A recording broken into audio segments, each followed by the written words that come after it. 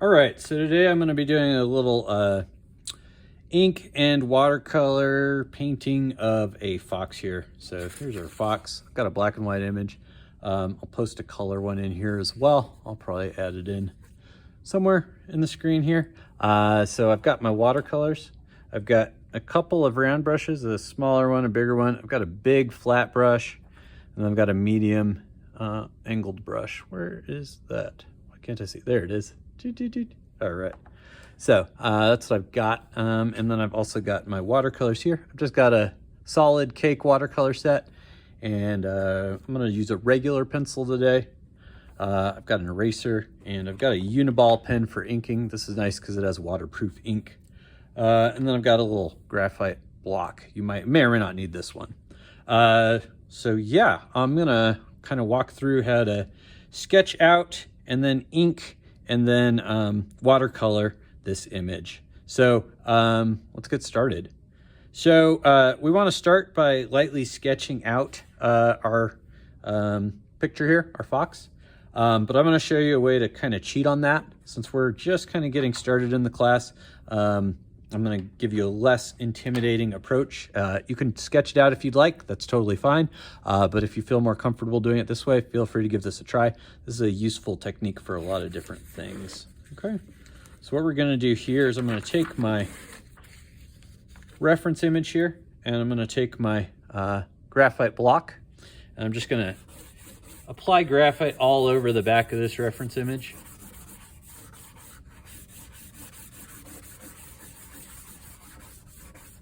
Just like that. I only need it where the printed image is. I'm gonna get a nice amount of graphite. I'm gonna shake off the excess here. All right, and then I'm gonna stick my sheet of watercolor paper right to the back. I'm gonna stick a little bit of tape on there just to hold it in place. And what I'm gonna do is a little graphite transfer. So this is nice for painting, even if you wanna do your own sketches. You can do your sketch first, get it perfect, and then transfer the drawing onto your painting paper or painting board or canvas, whatever you're using. Makes it a little easier. It can be intimidating to draw onto a canvas or an expensive piece of illustration board or something. So sometimes it's better to lay the sketch in first and then do a transfer. So what we're gonna do, we're gonna flip this over. And what's going to happen is I'm going to draw over the lines that I want to transfer, and the graphite on the back of this paper is going to get stuck to my watercolor paper. So let's go through that. I'm going to try to do this in a logical, orderly fashion. So I'm going to start down here. I'm not necessarily going to worry about every detail. I'm just going to try to kind of rough in the basic design here. And I'll get the details later with my pen.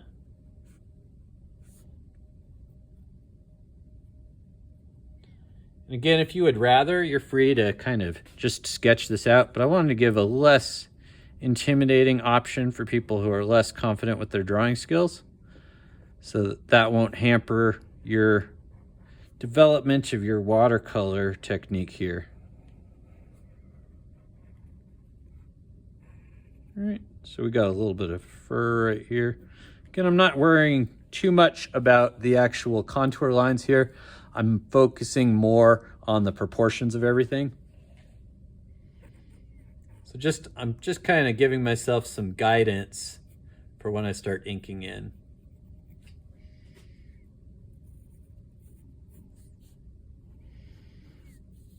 Just any edges I notice that I think might be useful later on. Okay.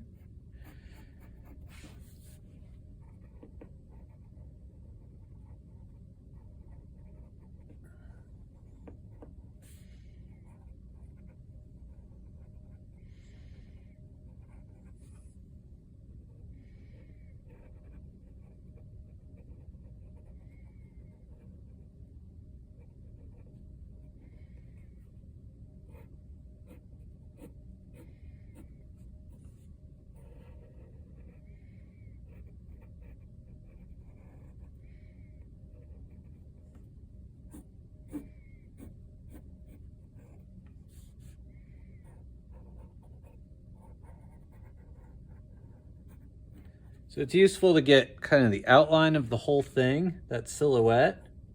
That's always good to get. And then we want to also get interior contours. So we might think about edges that are inside of the form that are important.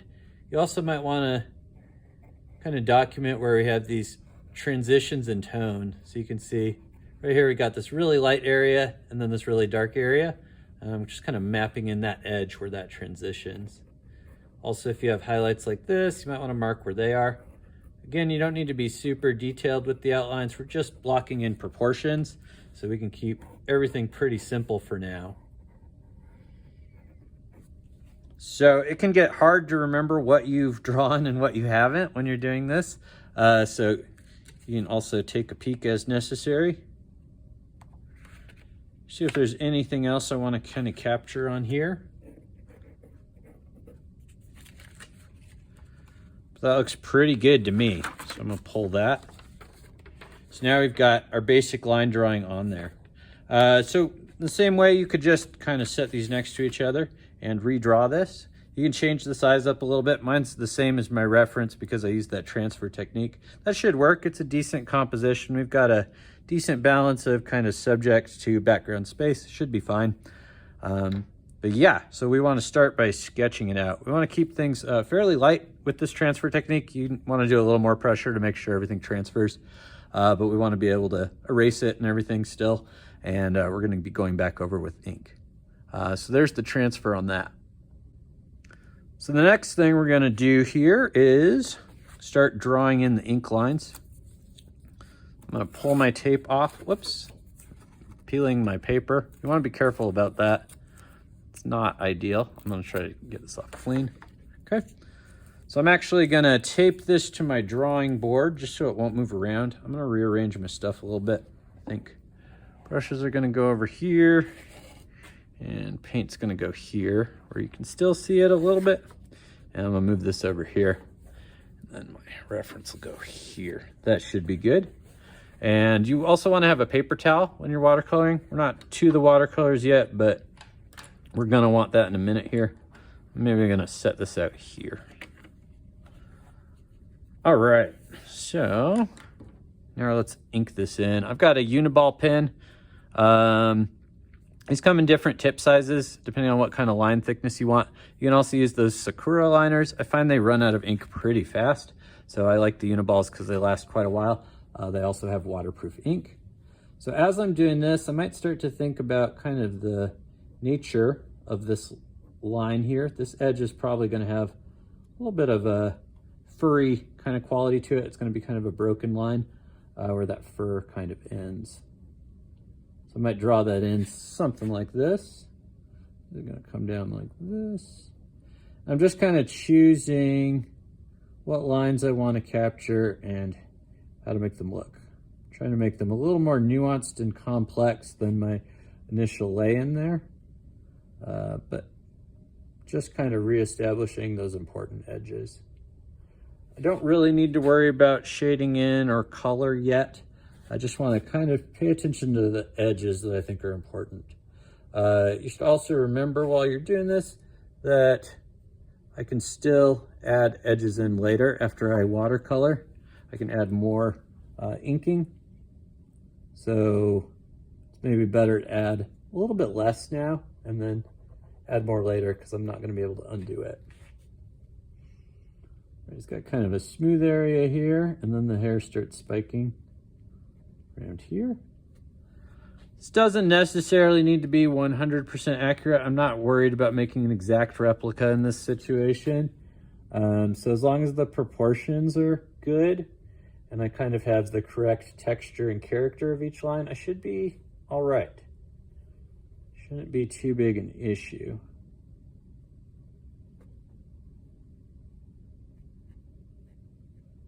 So I'm going kind of sparse with my lines at first. You also might want to experiment with kind of varying the pressure. If you draw a little more lightly or a little more quickly, you can get kind of thinner lines. There's a little bit of variation in them. It can be kind of thicker at the beginning of the stroke and kind of thin out. That can be nice, especially if you're looking for like a fur texture there.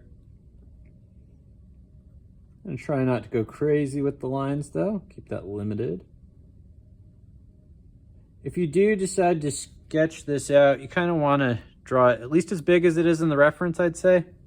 And my watercolor paper here is 7.5 inches by 11 inches.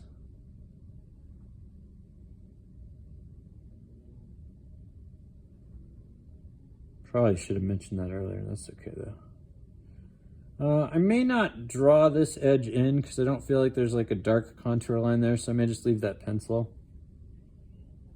I'm actually gonna kind of lift it out a little bit, lighten it with my eraser.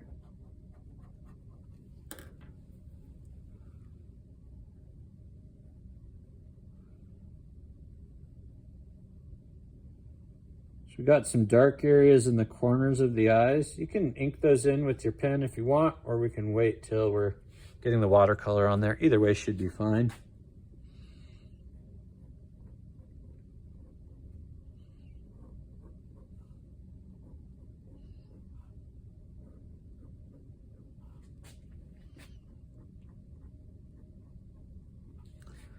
I'm gonna kind of maybe just like fade it out towards this area here. So I'll maybe just kind of keep the colors going and just lessen the detail, kind of fade it, if that makes sense.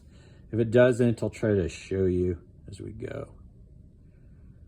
The nose is a little complex, so I'm gonna kind of break it down and simplify it. I'm gonna kind of keep this area kind of a darker tone here when I come in with the watercolor. I'm actually going to draw in the nostrils to kind of preserve them so I can see them as I'm coming in. All right. I think I'm going to leave this. I'm not going to draw on the line there. I'm going to leave that kind of a softer edge. And draw the mouth here. Curves all the way around. And chin. I think I'm going to go ahead and draw the whiskers in as well. So for those whiskers, I might kind of want to do a pressure and then lift stroke like this. So I press down to start the stroke, then I lift it as I pull, and that kind of makes it thicker at the beginning and thinner as we go.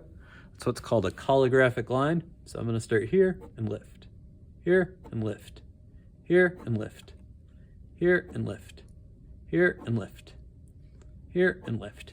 So it's gonna be a little hard to control. So we wanna kind of use this in areas where it's not necessarily important to be super accurate. But I feel like these whiskers could be going, you know, any number of directions. They vary in length, so it's not super important that they all be the same. Not too worried about perfect accuracy here either. We're not really doing photorealism, just kind of playing with some basic watercolor techniques, right? All right. So I feel like that's going to be pretty adequate for my line drawing here. I might add a little more there, but that's pretty good. I think that's enough. I don't need a whole lot of detail. If you want more detail and more line drawing, you can definitely go in. You could definitely add a lot more to this with the line.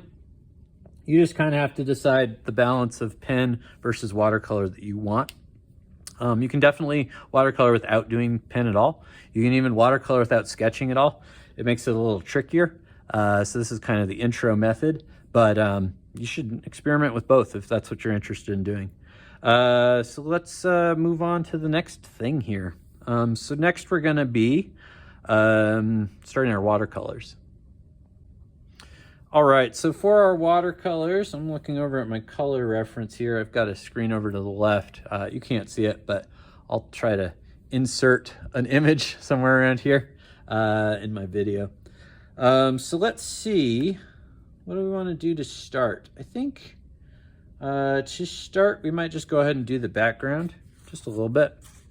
So I'm actually going to flip this over. That way the drips won't drip onto my fox here. They'll go straight down. And I'm going to start by wetting some of my colors and wetting the whole back of the paper there. So to wet my colors, I'm going to use my kind of medium flat brush, angle brush. I'm going to get a little bit of water from out here. And I am going to, I think I'm going to wet my orange. Let that sit. I'm going to wet my brown. I'm gonna wet my black. And for the background here, I'm gonna wet my green. All right, so we're not too worried about the background. The background's pretty out of focus. It also doesn't matter a whole lot whether it's accurate or not. So it's a good place for us to start, all right? So what we're gonna do here, I'm actually gonna clean up some of this nonsense. Probably not super important. Probably mix into the background there, but clean it up anyway, just a little. All right, so I'm gonna take my big flat brush. You can use a smaller brush for this. It's just quicker if you use a big brush. I'm gonna get some water on it. I'm just gonna wet my paper. I'm just worrying about wetting the background areas right now. I'll wet the rest when I get to it.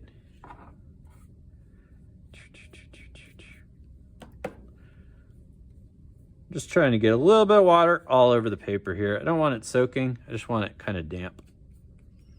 All right, and now I'm gonna go in with some of the green. I'm actually gonna hit my green here that I've been wetting, and I'm going to kind of lay it out here where I can see it. It would be a good idea to have like a scrap piece of watercolor paper to test on. You can also use a reference sheet here. So then I can see kind of how light or dark my color is. I mix a little bit more. I kind of like that lightness level. With watercolor, we want to start light and work our way to dark because it doesn't cover. So you can't cover up what you've done and you can't really remove it easily. So we're gonna try to keep it light to start. So wetting the paper will help keep it a little lighter. It'll also spread it out. So I'm gonna go ahead and lay in this side here. I'll flip it over to compare it to my reference image. And what I'm gonna do, I see that I've got kind of a lighter area over here. And it looks like it kind of goes from this spot on the neck right here to about here. So I'm gonna come in with my paper towel and I'm just gonna dab that just a little bit, pull some of that off. All right. Got a little more up here where it's a little lighter and some right here where it's a little lighter. So I'm just gonna dab all that.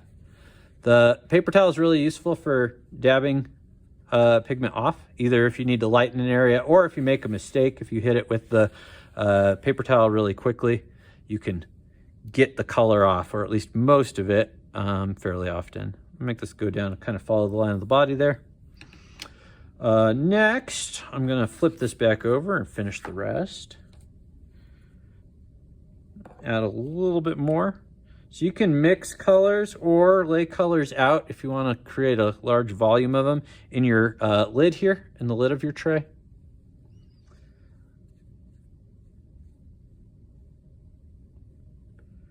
I'll continue laying that in. So that area looks like it's gonna get darker, so I'll just leave it this green for now. Then we'll darken it a little later on. And I'm gonna do the right-hand side. So I don't really have to worry about it dripping so much anymore. So I'm just gonna turn it right side up. Also makes it a little easier to paint.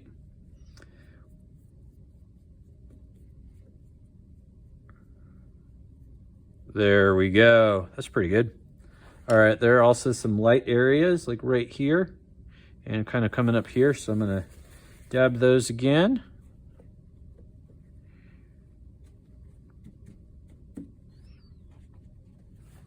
All right, pretty happy with that.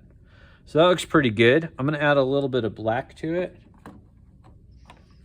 So I think I'm gonna use my kind of medium angled brush for this.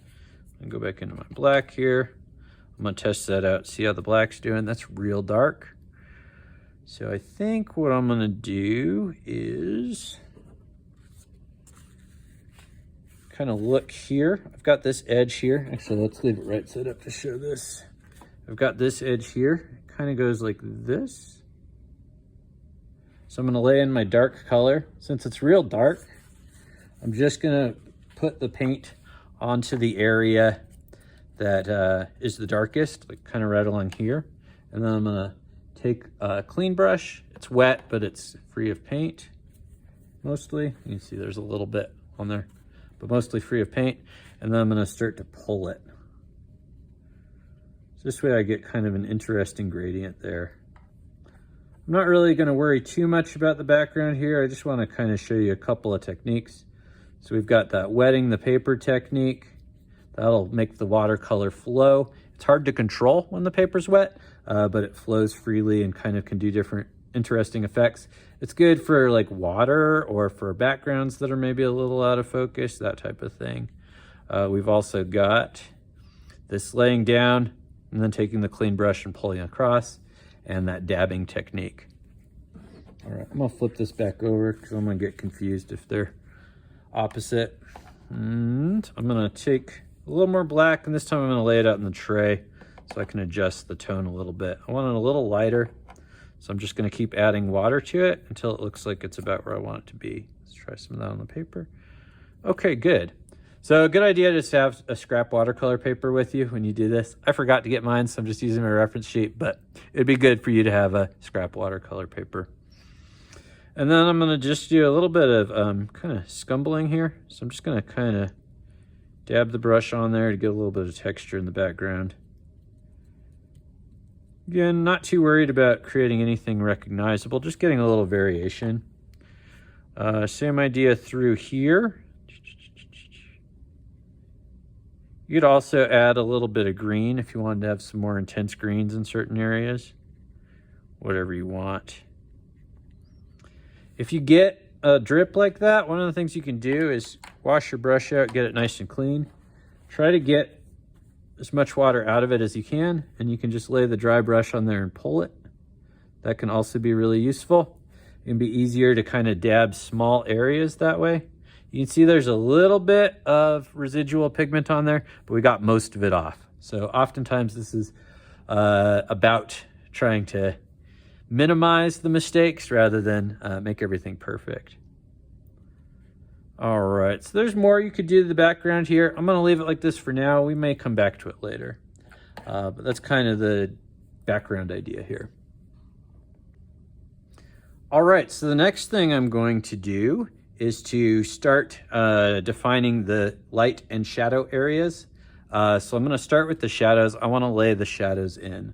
I'm gonna go with, I don't wanna go with a straight black for this. I'm gonna kind of mix a black. So a lot of times it's a really good idea to mix a black rather than use a straight black. The straight black can be kind of strong and intense. So the mixed black can be a little more subtle, have a little more character to it. So I'm actually gonna take a little bit of brown here and lay that in the tray. I'm gonna take a little bit of purple. Basically, I'm just kind of taking my dark colors and mixing them together until I get something close to a black. And I think it would be smart if we kind of laid things in lightly to start with the shadow tones. So I'm gonna kind of mix it so it's like fairly light. Because again, we can make things darker later on in a second pass, but we can't really make things lighter. All right, so I'm gonna do a dry paper for this part. So I wanna make sure that my fox is dry. Because I'm laying in the shadow and I wanna keep it accurate, I don't want my paint running too much. I'm also gonna use a small round brush. The small round brush is gonna give us good details. If I get it wet, you can see that the bristles will go into a nice point and you can get a thin line with that. All right, so I'm not gonna worry too much about getting perfect accuracy. I'm gonna kind of keep things a little quick and gestural, but try to be careful not to get too much anywhere. Oh boy, I just put black on there. That's not what I wanna do. So I'm gonna go ahead and pull that with my clean flat brush, see what I can pull. We'll see how much I can get. I'm gonna wet that a little bit more. Maybe give that a quick dab, see what we can do. Getting distracted. All right, that's not terrible. We'll be all right. With watercolor, it can be really intimidating because if you make mistakes, it's hard to undo them. You can't paint over like you can with an acrylic paint or an oil paint. But really, you can get away with a lot before your painting is ruined. Okay, so I'm mixing my dark tone again. I want to add a little more water. It's just a lot of kind of adjusting the color and how much pigment is in. Yeah, I need a little more color. Let's put a little more brown in there. That seems pretty good to me. All right. All right. I'm gonna go ahead and start painting in the shadows here. Yeah, that's pretty good. So I think for your first pass at the shadows, you want to kind of lay it in light. So you want to be able to go a little darker than you start. Oops. Oh boy. So you can see on the wet area, it just kind of flows all over the place. As long as you don't have too much on there, it won't break the surface tension and the pigment will just stay in the area that's wet. But if you have a lot on there, it can break that surface tension and cause problems. This is going to be a little bit lighter. So when I'm laying in the shadows, what I kind of want to do is look at my picture and kind of squint. And I want to squint until the image kind of separates into light and shadow areas. So for me, I'm seeing a lot of shadow through here, right here, coming through here. This goes across, there's a big shadow block, goes under here, a lot of shadow in here, and then strong shadow in here. So I'm gonna lay this in light, and then I'm gonna add the strong shadow on top, like here, here, here. So we just wanna do kind of a lighter shadow shape to start. Okay, go through here.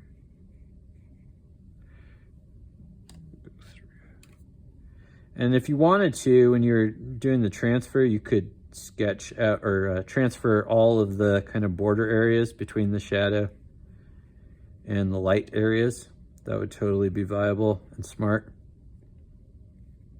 Probably focus more on that when we get to value, but there's no reason you can't start now.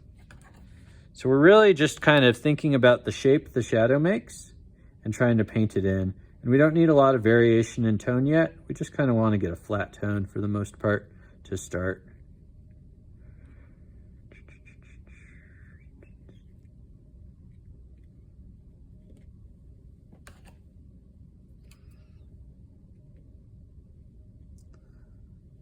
Probably do not need to keep dipping my brush in the water. I don't know why I'm doing that. But just for the record, you probably don't need to do that unless you're changing colors. Okay, let me squint. Now I have to kind of decide how much of this is shadow. I think I'm gonna go for most of it, actually. So you have to kind of decide based on what you're looking at where the breakdown between light and shadow is, and like how dark does it have to be a shadow? How light does it have to be in the light area? And depending on what you're looking at, it may be different values for different situations. Like it probably definitely will be. But you kind of want to figure that out and start thinking about that. I'm actually taking just a little bit of water and pulling this shadow over a little bit to get a gradient. I don't want to worry too much about gradients. I just kind of want to block in shadows, but I'm going to take the opportunity to take care of that right now. Just because. All right, so then we have a shadow shape. And if you wanted to, you could definitely come back in with your pencil. Our shadow shape here kind of goes down like this.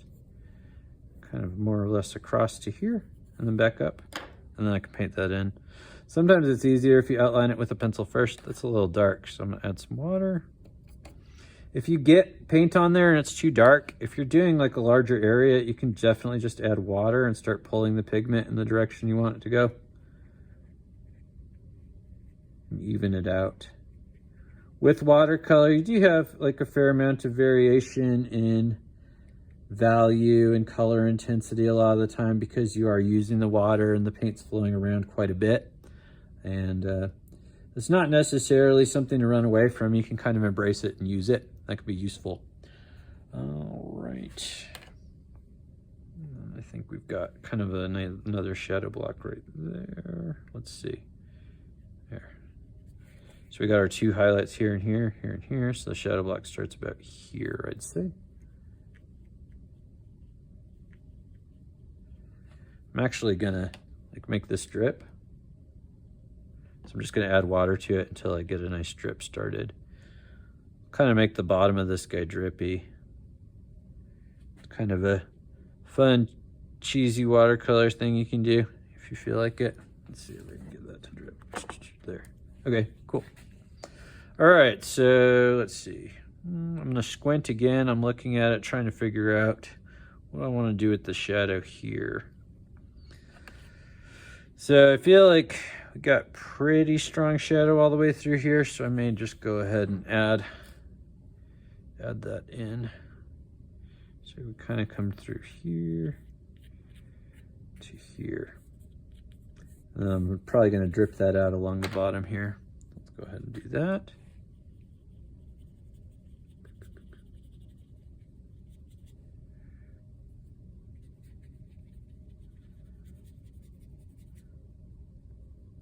So that's the nice thing about keeping it light. You can get like a bigger shadow block going, and then you can add the darkness in later. We do want to wait till it's dry to add darker tones because they will run otherwise. When the paper's wet, you're going to have very little control over where the pigment goes. There we go.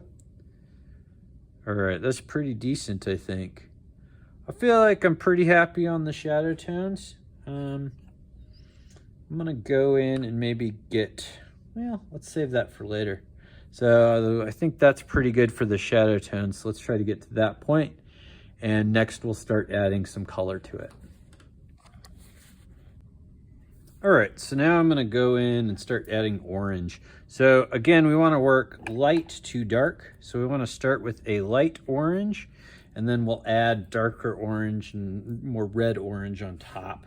So I've wet my orange here, and I'm gonna mix this in the tray here. So I want it nice and lots of water in there. I'm also maybe gonna lighten it up a little bit. I think I'm gonna add a little bit of a yellow tint to it. You can see I've contaminated my yellow. You gotta be careful about contaminating that yellow. It's easy to do. Dab, dab. All right. A little more of that. I think I'm gonna desaturate it yeah, I think that's actually pretty good. Add a little more water to it. All right, let's see how that's going on. That's not bad. We can add a little more pigment, I think. Pretty good there. All right, so I'm gonna start adding the orange on here. So we got kind of an orange area going all the way through the face here. Kind of goes up to the ears here, across the head. We got some white up top, so it kind of ends about there, all the way over here, and onto the nose. Nose kind of goes like this. Boop. All right, so we're gonna paint all that in orange. And we're gonna keep it nice and light. We want it to be, it's okay if it's a little lighter than we want it to ultimately turn out. Just kind of mapping the orange area. So we want our value to be kind of the lightest orange that we see in there. And then we can add the darker orange in later. Always with the watercolor working dark, or sorry, light to dark. All right.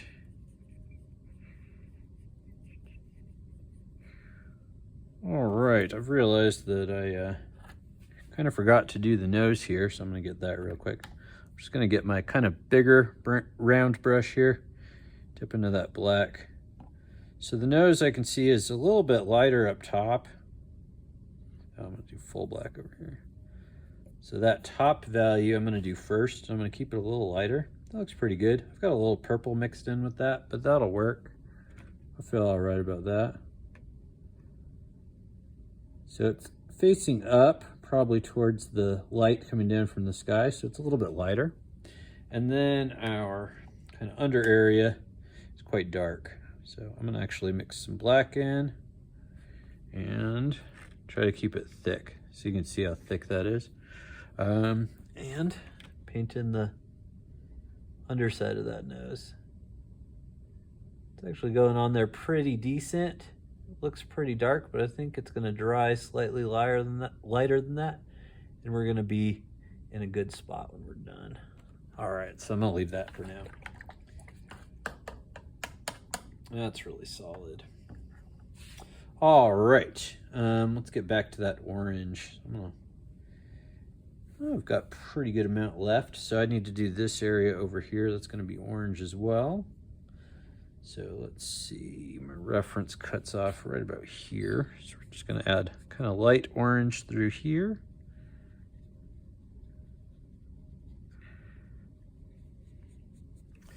And again, just kind of drip that out.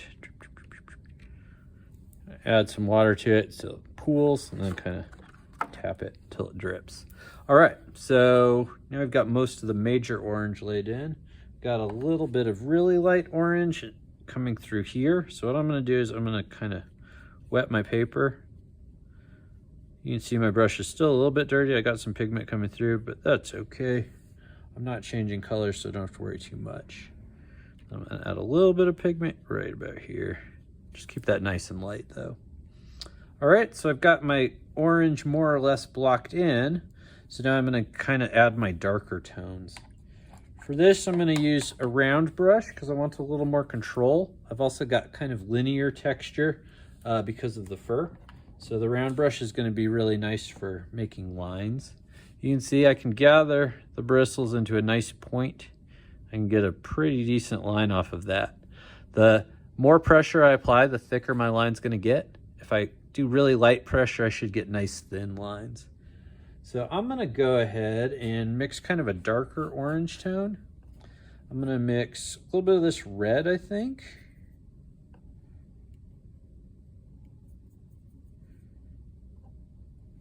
Clean this off.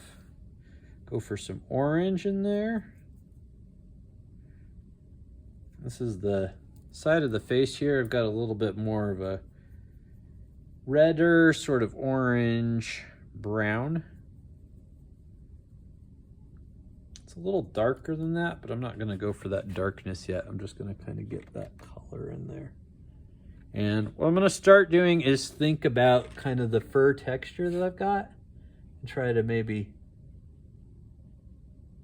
apply my paint in a way that mimics that texture. I want to kind of build that texture up over time. So if we start thinking about it now and building it in layers, we should be in a good spot. That tone kind of makes a little triangular shape underneath the eye right about here. And kind of comes up here as well, kind of around the top of the eye. All right. I've got more of that kind of happening in here. It's a little more sporadic, so I'm going to try to use light pressure and get kind of thin lines going through here, like this. So you can use a round brush for that and just light pressure. That'll give you a good line. If you have a flat brush, you can also kind of turn it sideways like this and drag it in a line and get lines that way as well. The round brush is really nice for making lines though. So just anywhere I see a little bit of a kind of darker tone in the orange areas, I'm just going to add a little bit of this. We can kind of build it up slowly. So just want to kind of start adding it on. It doesn't matter if it gets as dark as I want it. I'm just kind of building it up slowly. So we really want to think about kind of layering and not necessarily getting there all at once, but getting there eventually.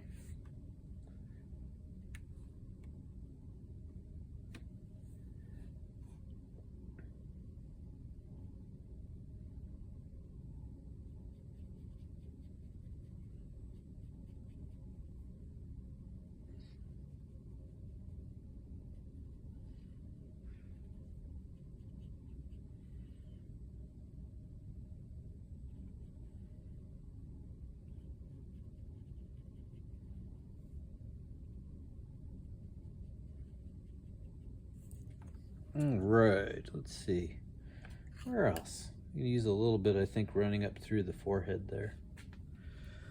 This seems like it's like pretty fine texture, so I'm really gonna try to do this as lightly as I can and hope I get kind of fine lines. Oops. Got like a fair amount of watercolor on here, so the lines are going on a little thicker than I'd like, but that's all right. Not too bad, not too big a deal. Build this up a little bit more, kind of continue building this. And kind of work the side of the face up a little bit more. All right, I'm seeing like a little bit of red maybe in the ear here, so I'm gonna kind of run that around there, blend that in a little bit more later on, but just kind of Add slight touches of red wherever I feel like they could be added in.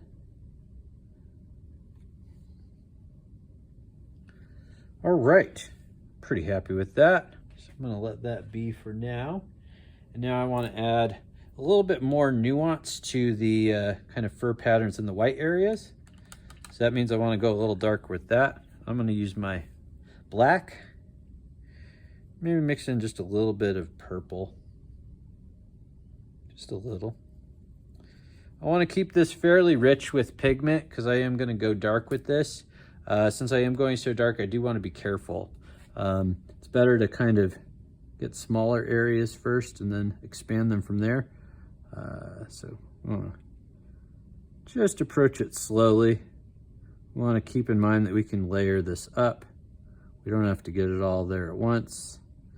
And it's better to do it slowly than to go too far and make a mistake.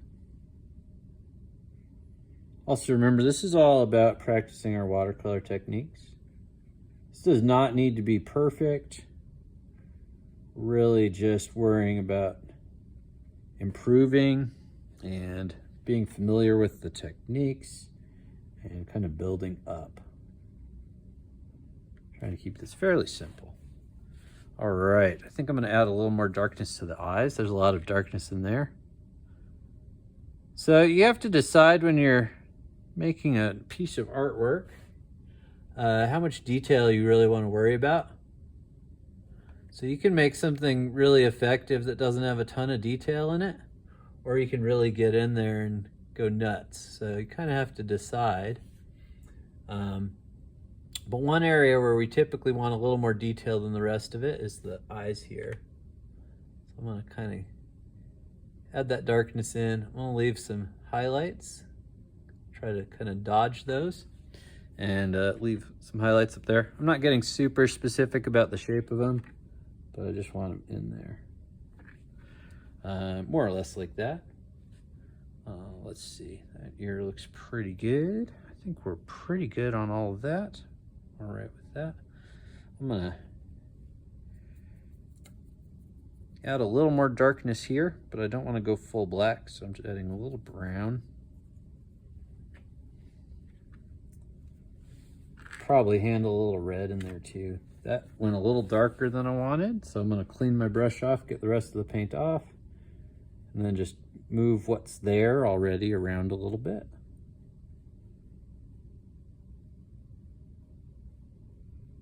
Bring this down.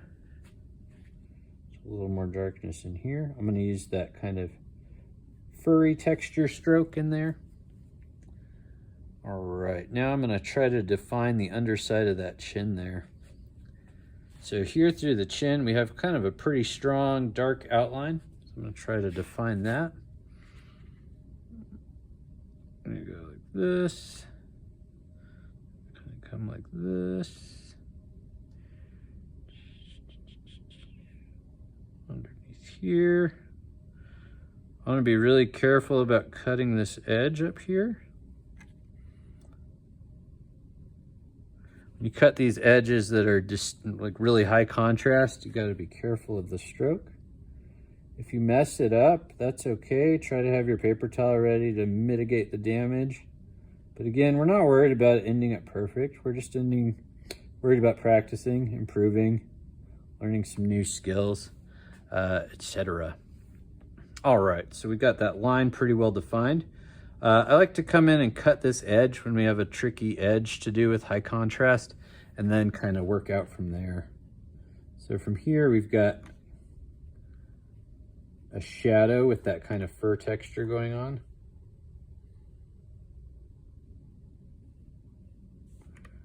So I'm gonna start by kind of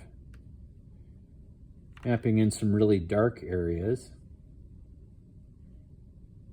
So I'm not necessarily trying to get the exact shadow map I see there. I'm just kind of trying to replicate the overall texture. So when we draw or paint, we have to make a decision about accuracy. And there's a point where you shift over from trying to get the exact details of an area to just trying to capture the overall texture or feel. And you get to make the call as an artist when that happens. All right, I'm gonna move to my angle brush, and I'm just gonna use a little bit of water. I'm just gonna kind of pull the black that's already there into the gray to get like a little bit of a range of color variation. So you can see how we're starting to get a range. We've got darks, medium darks, and then kind of medium areas. I'm just gonna kind of keep pulling this and just using that same pigment, kind of take it all the way down. Just slowly building up a little more darkness at a time. I'll probably do a couple of passes that way, but that's the general idea, kind of like that. All right, let's look and see where we see a few more dark areas and add them, start poking those. Let's see, I've got a pretty dark spot right here under this highlight. Let's add that. Got a pretty dark spot right there. That kind of comes into this shape I've already formed right there. There's one up here is pretty strong. Let's add that. And kind of go down here. I'm gonna kind of gradually fade my focus and detail out as we kind of move down. So I'm gonna try to have like nice tight focus in the face and then loosen it up as we move out. Okay, let's see, this is about right here. The other nice thing, if I line up my watercolor and my reference and they're the same size, I can kind of compare the level where things are. So this will be like right about this high, so I can go straight over. I can tell how high it's supposed to be. And then I can use another point of reference like the edge of the neck for how far left and right it's supposed to be. Helps me to get things placed in the right area. You could also spend a little more time on the transfer or add a little more detail to the drawing and get the same kind of concept that way. All right, I'm just kind of looking for where there are really dark shapes in this shadow pattern and adding the dark shapes. And then I'm gonna pull water on top and get kind of dark grays and medium grays going. So I just wanna kind of replicate the texture of the darkest areas. Again, it's pretty dense up here, so I want to add a little more up here and then kind of worry about it less as we fade out.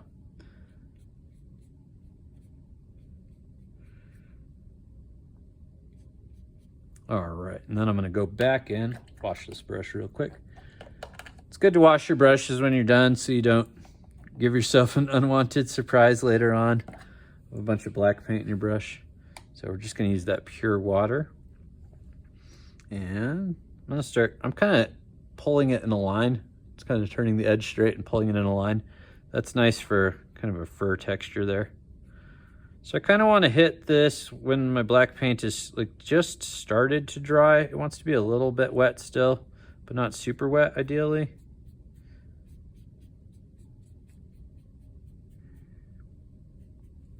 All right, I'm also noticing there's a little more black dark areas going up there that way. So we'll focus a little more on that, kind of.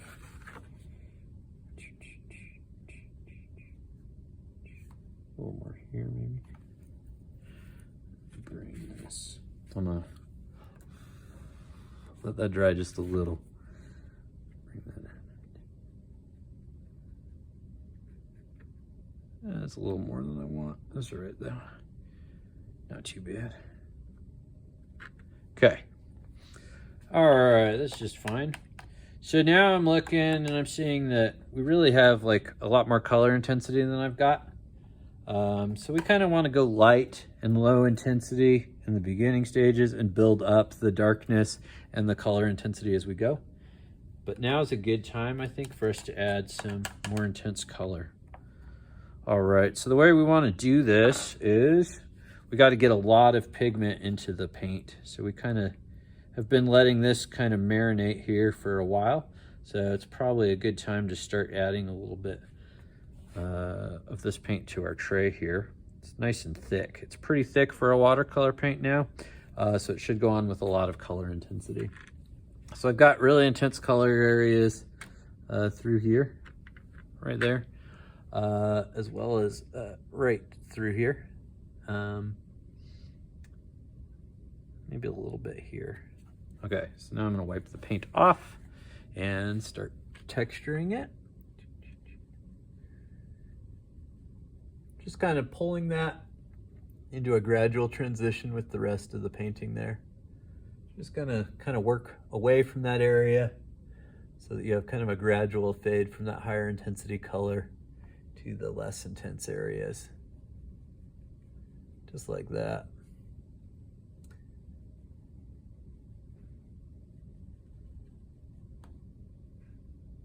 It's actually quite light through here. I'm gonna add a little bit of orange, but there's not much.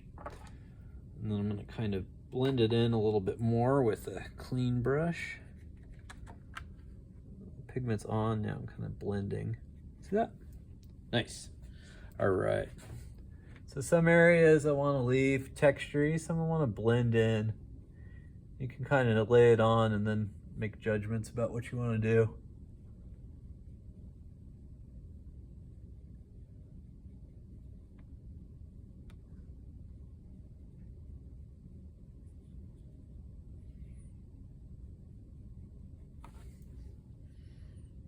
All right.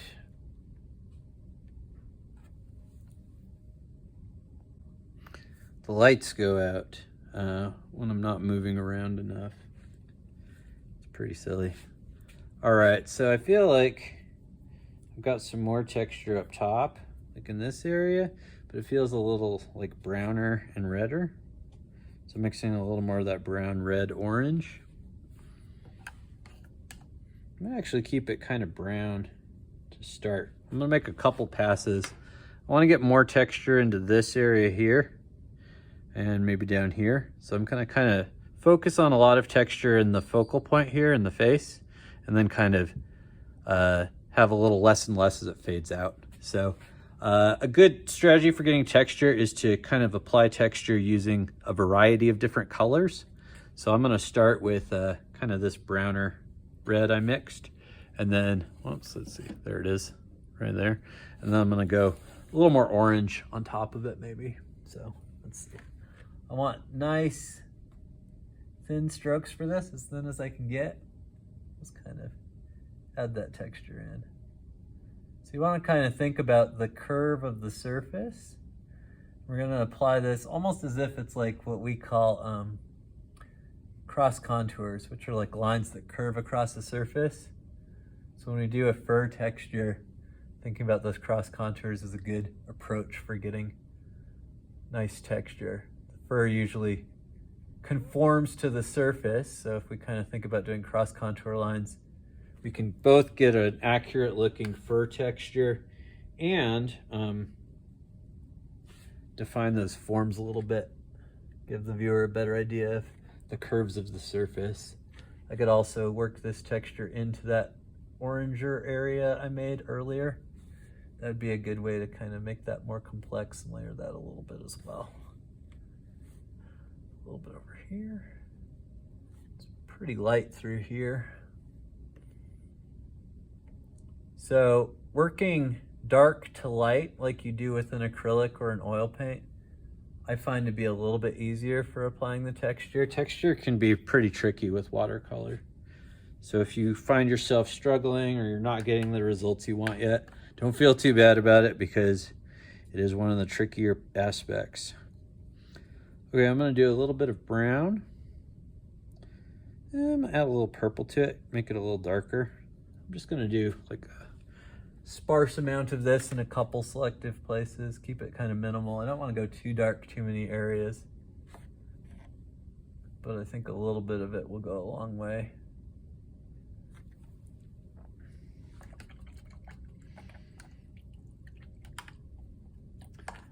And then maybe a little more of an orange color. Maybe I'm gonna add a little bit of orange to my red brown here. Okay. Use that to kind of go into this area here. Same idea, kind of those loose brush strokes. Just add that where I feel like it's appropriate. You can see as we add a variety of kind of colors, it really starts to build up that texture, make it a little more complex and nice.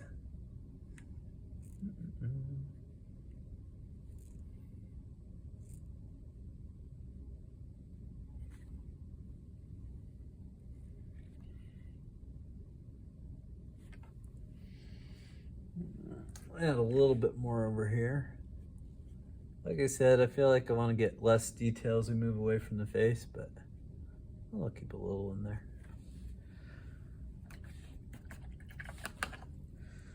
Okay, now I'm going to add a little bit of black into, well, I'm actually going to pull a little bit of that and add it to the black so I don't contaminate it. Pull some of this over here. Ooh, that really got dark. That's the thing, that black can contaminate color pretty quick. Especially with like a lighter color like an orange or a yellow especially. All right, that looks pretty good. A darker tone, this will establish some more of the shadows in there.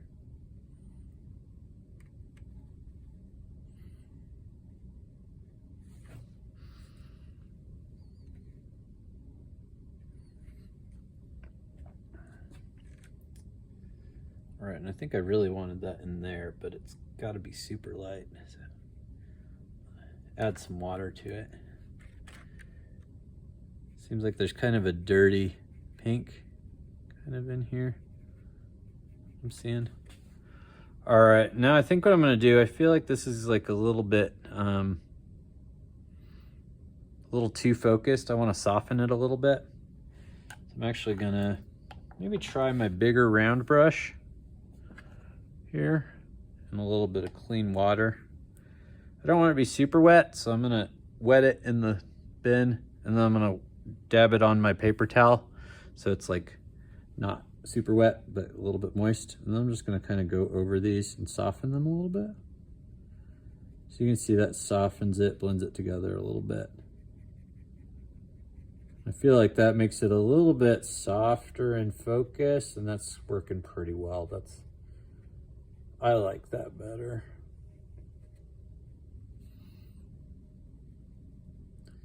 So the tricky part in watercolor is kind of protecting those highlights and keeping them safe. Let's see, I'm gonna add a little bit of my dirty red right here. I see a little tinge of that there. That's too dark. I'll wash off my pigment and just add a little water on there to soften that. Blend it in. So a lot of times we're kind of going back and forth between adding pigment and then blending. And you can use two different brushes for that. That can help you not have to clean your brush so much, but that's the basic idea. You can also just do it with one brush. And I think I want to get a little bit of a cool shadow on the bottom edge of the mouth here. So for that, I'm just going to mix a little bit of blue. See how that looks? I like that tone all right. I want it to be nice and light though, so I'm going to add a little more water to it. Let's see if you can see that. Scoot. Yeah, here it is right here. This lighter tone. I'm going to kind of, it looks like we got kind of a blue tone of the shadow over here. Okay. Oh, that's reactivating that black. And then it looks like it's a little redder over on the other side. So I'm gonna kind of just add that blue tone right there. It's pulling a little bit of the black, but that's not a big deal. Then on the other side, I'm gonna add a little bit of my dirty pink right here. That feels a little better, a little more accurate. I think I've still got a little bit of shadow to add right here. So I'm gonna go ahead and do that.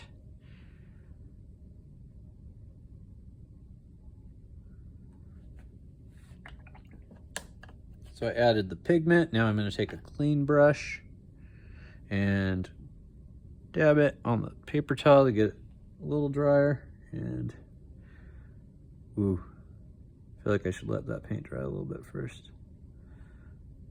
Maybe let that paint dry a little bit first, but then kind of transition it into here. Get that going. All right. Kind of like that. All right, now I'm gonna do a little more detail work up in the ears. I think I want to mix a little more of that dirty pink for those ears. It looks like there's maybe a little bit of pink tinge. I don't know. Let's see. I kind of see it right here, maybe. Oh, that's a little more dramatic than I want. A little bit like that. Maybe a little bit in here. Maybe just a pinch in here. If you don't see the pink, don't worry about it. Don't add it. I don't care. Do what you want. Kind of blend that in. Maybe a little bit of brown right here. Just kind of adding whatever colors you see. Increasing the complexity a little bit. See a little bit of blue in here.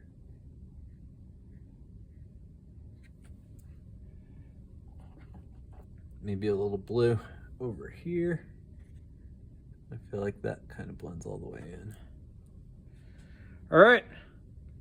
So I'm kind of happy with where it's at, the current level of detail. So I think I'm going to leave the watercolor here. I might come in and touch up the line work a little bit. Oh, I probably want to paint in the eyes a little bit. Okay, so let's get those eyes. But I think after that, I'm going to call it done on the watercolor, just to keep things simple. And then maybe just a little touch-up line work, and then I think we'll be finished. So for the eyes here, I'm going to use my orange I've already got, but I'm going to add a little yellow to that. Got kind of a yellow-orange character to them. Oh, I feel like that color's pretty decent. Let's go in and snag that.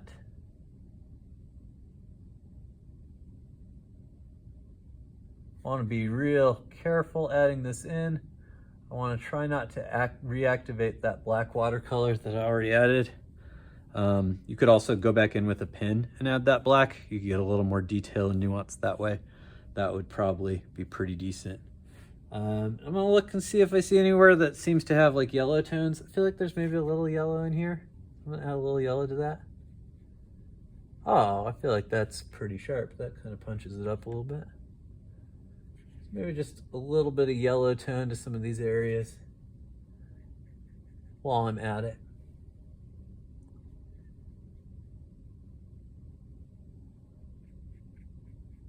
All right, and I think we got a pretty decent looking fox for now.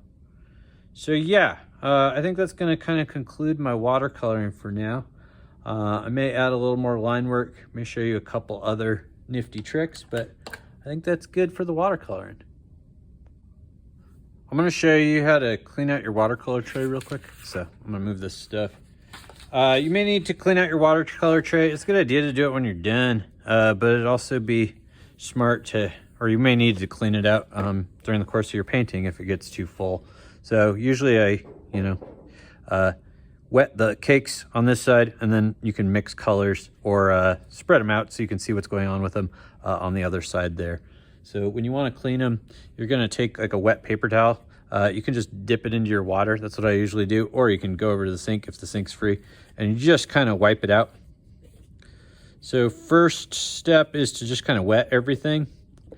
And then you should take a dry bit of paper towel and just wipe out whichever you can.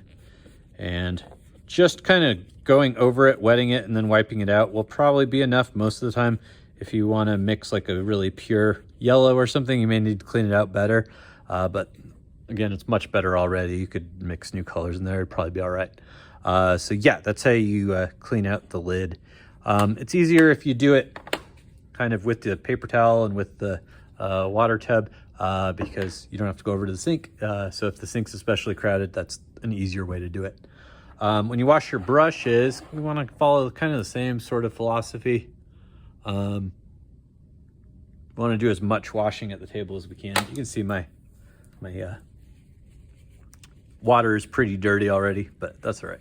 So in my dish here, in these square ones, right there, yeah, you can see there's kind of a little bit of texture there. That's nice for getting the paint out of your brush. So you can kind of scrub it along there and then wipe it off on your paper towel. That'll get most of the pigment out. You're like 90% of the way to having a clean brush at that point. And then you can rinse it in the sink and it should be clean pretty quickly. So it's a good idea to just do your first round of brush cleaning at your table so that we don't have to spend too much time at the sink, because when you have 30 kids, each spending, 20 seconds at the sink, it takes 10 minutes for everybody to clean up. So we like to keep it as expedient as possible. All right, we'll move on to the next step here in just a second. All right, last thing we're going to talk about here is how to finish up. So let's get started on that. If you want to go back in, at this point, you can go back in and add more additional line work if you'd like. You can touch up any of that. Also maybe going to do things like kind of shape these highlights a little bit. Maybe get a little more kind of detail on the eye shape here. Anything like that I want to kind of touch up with my pen, I can touch up and add to. Some little dots in here. Feel like I need to carry these whiskers a little further maybe. Anything like that. But you can go back in and touch up the line work after the watercolor. You could even do all the watercolor before you do the line work if you prefer to do it that way. It's really kind of a matter of preference. But we want to touch that up. Another thing we can do is we have to be really careful when we're painting to protect the highlights. But if we do mess up any of our highlights, we can cheat. There's a couple different ways we can cheat and kind of add those back in. One good way that works well is using a white gel pen. You could also use any other color gel pen. The gel pens are nice because they can actually cover other things. So let's add a little bit of white gel pen in here. I'm just going to put it on the kind of forehead area here. This gel pen feels like it's seen better days, but it's still working somewhat. So we'll use that. So gel pen is a really handy tool for adding a little bit of highlight to your watercolor. It's going to be a really useful addition to your kit. The other thing that we can use is a little bit of tempera or gouache paint. They're both water soluble and they continue to be water soluble, so they're a nice complement to your watercolor kit, but they will actually provide coverage, so they can be really handy. A handy trick that I have seen a lot of students use that I think is pretty smart is to take your watercolor kit here and actually open it up and leave a little bit of tempera paint in the lid. And you can kind of let that sit and actually dry into your lid. And then when you re-wet it, it will turn back into wet paint again.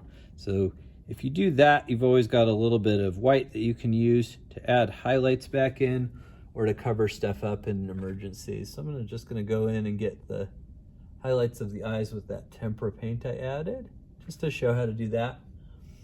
And there we go. So it's not technically watercolor, and people might call you out for using it, but it's a pretty effective little hack there. And I think it's like debatable whether there even is cheating in art, so I wouldn't worry too much about it. But it's a nice way to add some highlights back in if you accidentally lose some during the process. You can also add watercolor to this as well. So if you don't want a pure white, you can add a little bit of coloration to it on top of it after it dries. All right. So there we go. That's pretty much the idea. I'm going to call this guy done for now.